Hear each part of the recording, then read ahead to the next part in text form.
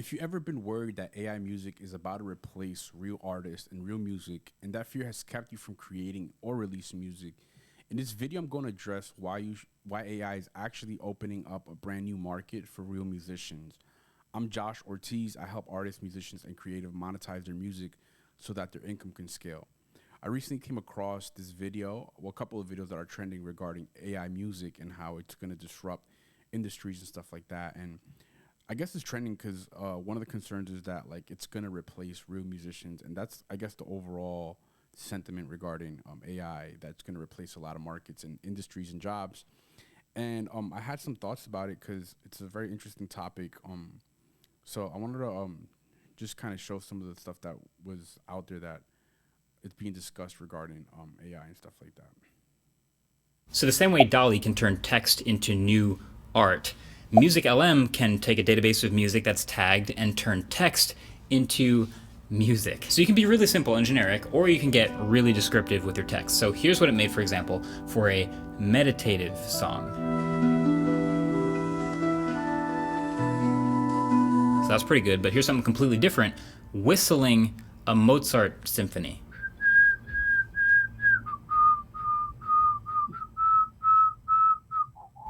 So here's something funny about all of this. The same way DALL-E doesn't actually make real words when it's synthesizing pictures, it's just kind of jumbled. It's the same thing here with lyrics. So it doesn't really form complete sentences that make sense. So here's what it sounds like when you ask it for a rap slash hip hop song.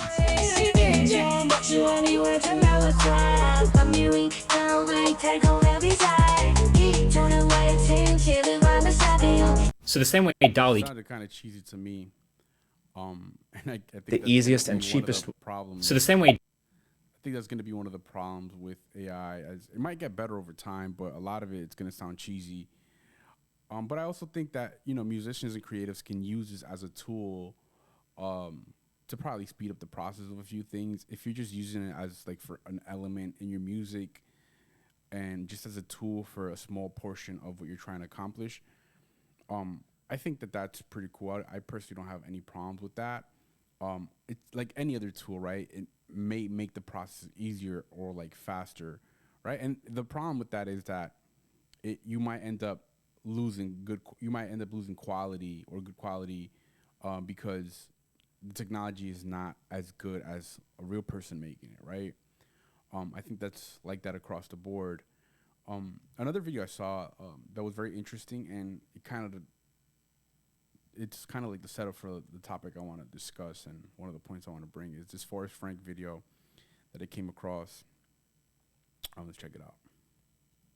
One album right now for Christian music on iTunes, and the number 2 top singles over Elevation, Brandon Lake, whoever, is AI. And I hate to even bring attention to this, but I want to just let you guys know this is out there. And I think it's important that we just pause a little bit and kind of ask the questions of like, is this something that we want? At minimum, AI does not have the Holy Spirit inside of it. So I think that's really weird to be opening up your spirit to something that has no spirit. So what are we doing about this? Are we rejecting this? Are we championing this? I personally will not be listening to this. I already don't listen to secular music, and I'm sure not going to be listening to AI Christian music. God bless you guys, and yeah, just want to bring that to your attention. The number 1 album.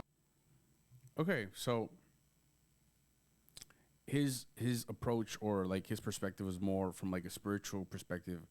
You don't want to open up your heart to an AI or a bot that created the music, and I totally understand. And that's not really the topic that I wanted to jump into. That's a conversation for another time. I have some perspective on that as well. But like I said earlier, like everything is a tool, and it's all about how you use it. It could feel weird. I never really give it much thought, and that's why I really don't even want to talk about what he was talking about, like open your heart to something that wasn't made by a real person, right? But what he said at the end really stood out to me, and that's kind of what I want to talk about. Like, he personally doesn't want to hear that because he's uncomfortable with it, and it just feels weird to open up your heart to something that was made by a robot. And that is the problem right there that's going to require a solution, and that's what I wanted to discuss. There's a principle in business, and it's just a principle of life. It's the cycle of life, right? That every new solution creates a new problem. What does that mean? Every new innovation creates a new market, right? Because that new innovation will eventually have problems that will create a demand for a new market. So let me give you a very simple and basic practical example. Let's say you don't have a car to get around, right? And then eventually you get the car. And then eventually that car starts breaking down and needs maintenance and you need repairs. You need to change tires on it. You need to change the oil. And it needs just basic maintenance, right? Again, every solution creates a new problem. Let's say you're not in a relationship and you want to be in a relationship. Well, you're not in a relationship, then you get into the relationship and then you end up having relationship problems. This is the cycle of life, that every problem creates a new solution. Or every solution, creates a new problem.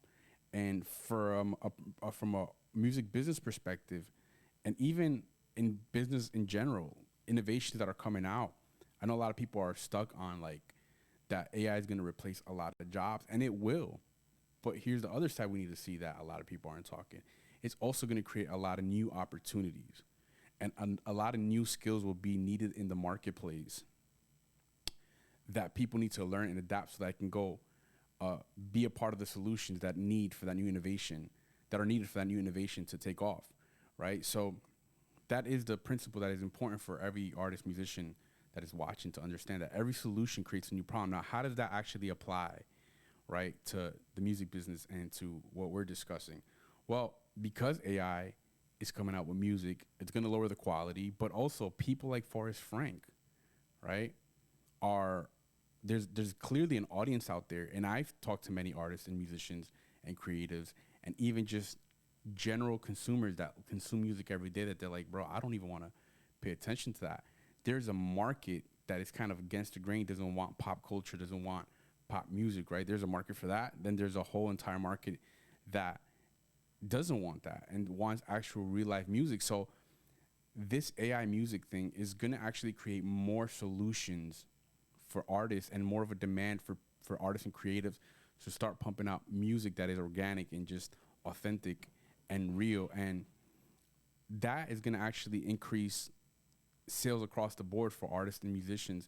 It's actually going to increase the demand for artists and musicians to go out there and release music. So now, with all this in mind, with this principle in mind that I just gave, the next step is really for artists and musicians and creatives to start making music, take action, and start releasing. And that's one of the things that I feel like hinder a lot of creatives and or musicians, is that they kind of get stuck on, like, they don't see a clear pathway. They get stuck on, like, well, AI is here and it's going to completely destroy, the music industry, and it went number one. Well, guess what? It's also creating problems that require new solutions, which is you. You need to start releasing your music. You need to start going out there, putting your stuff together, so that way the needs of the marketplace, of this new market, of this new audience that wants the real thing, the authentic thing, can start being fulfilled by your music, right? So this is the perspective we need as creators and artists to have in mind, in the forefront of our mind, that there is a demand and a group of people out there that want to hear your stuff, right? So take action, start releasing music, start pumping your music out there, start putting it on YouTube, whatever that action is. Go start doing live music. In my previous video, I talked about how, like, the digital world, the internet can actually help monetize your music, right? So go check that out, that recent video I made. And just get creative with how we're starting to release music. If you implement any of this, I think you'll look at the music business and your music career in a different way. And again, the artists who win aren't the most talented. They just have the best systems in place. Don't like this video, don't subscribe. Instead, drop a comment below and tell me one thing that stood out to you, or that you want me to go deeper on, something that you want me to explain or break down in detail, and I'll make my next video specifically answering that question.